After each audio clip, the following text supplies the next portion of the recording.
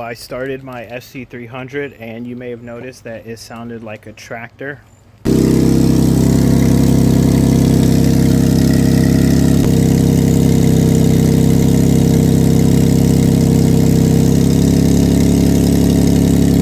So yeah, I had a exhaust leak, but I got the gasket right here. I'm going to change it out, or change out that hose that's leaking for the heater core, and then we should be good to drive it.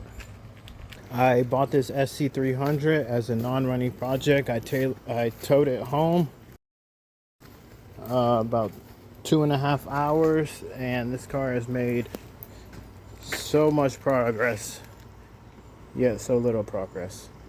But it's slowly becoming my favorite car on the channel.